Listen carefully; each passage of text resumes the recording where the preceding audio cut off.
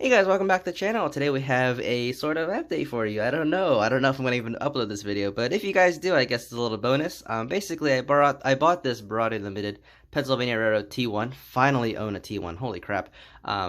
Yeah, so this is the Barati Limited Paragon 2 T1 with the modernized scheme, not the as-built, because I don't like the as-built scheme. I actually don't really like the modernized scheme either. I don't really like T1s to be honest, but I figured as a Pennsylvania Railroad modeler, I legally have to own a T1, so I ended up buying one of these. Anyway, so I found this thing off Facebook Marketplace. It claimed to have a bad, it was just not running. Basically, it was claimed to be not running. And as a result, the guy was asking for $225. I offered him 210, shipped, which basically means free shipping, $210 including shipping. And he gave in. He gave me the engine. I promised him that I would let him know if I could get to fix that engine. And yeah, so real quick, before I purchased the engine, I wanted to assess how bad the damage was, and basically the guy said, we did it after a few tests later, we realized that it was not the mechanism. That mechanism was probably fine, but the motor was bad. And what we did was, for example, we muted the sound and see if there's any motor hum. You know, if it's a stalled motor, like if it's something stuck in the mechanism, you would hear the motor humming really hard, basically being stalled, unable to move, but you could hear the motor moving. We also see that it was also not just a motor spinning freely, which would mean like a cracked gear or something like that. That was not the case. In fact, it was specifically something wrong with the motor because the motor had made no sounds at all whatsoever, even when the engine was running at full speed. The lights, everything else worked, so clearly it was just the motor. It's not like a bad plug or something like that. So we did all the tests, and basically we concluded that it was either a bad motor, a bad wire connection, or a bad soundboard. So it's definitely a risky gamble, right? Could have been a lot of things, but the thing is, I know Barati Limited, I know that their engines are very high quality. They would choose quality, more or less, usually quality items to make their engines. Like, for example, this entire piece here is die-cast, which is really nice, including the cab and the running board. So this thing's a really hefty boy. Anyways, I trusted BLI making a quality engine, so I basically took a gamble and hoped that it was a bad wire connection, because otherwise, if it was a bad motor or especially a bad sound decoder, it would cost me a whole lot more money to fix this engine. So, anyways, I took the gamble, I bought the engine.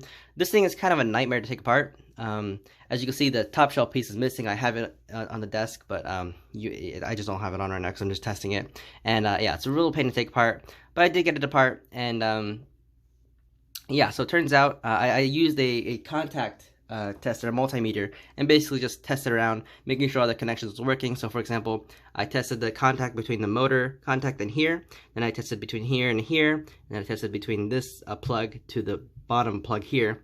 And all of the contacts were continuous, meaning that the electricity flowed through that freely. There was no bad wire or bad solder connection. So up to this point, it connected perfectly to the motor. I also checked for maybe like shorts, so I connected the motor to like other places that it should not be touching, and nothing happened. So basically, I can guarantee that the wiring up to this plug point was fine. So this could mean two things. It could either mean a bad plug, or it could mean a bad decoder. I took a closer look at the plug, the female plug here, and for some reason, it was covered in black paint. Also, one of the pins were bent out of shape, but yeah. I don't know what happened, but the original owner decided to paint the plug, the part that's supposed to conduct electricity, black. And so most of the plugs had a little bit of paint scraped off, but one of them didn't, and it was also bent. The pin was also bent. So I rebent it, I removed all the paint, I used some isopropyl alcohol. I soaked the plug in isopropyl alcohol, and that got rid of all the black paint. And I reassembled it just to this point, just to test it, and voila, it actually worked. So the sound obviously worked, the light obviously worked, but then the motor actually moves now.